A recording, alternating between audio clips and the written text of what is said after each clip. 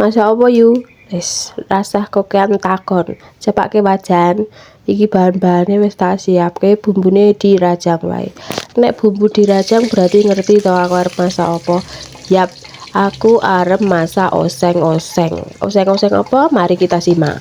Nah, bumbu sing wis dirajang mau ditumis sampai wangi, terus dicemplungi banyu. Bumbune, uyah, penyedap dan lain-lain itu dicemplungke. Nah, ini adalah yang akan saya masak. Putren. Nah, iki putrene aku njaluk. Diwenehi lekku ki panen.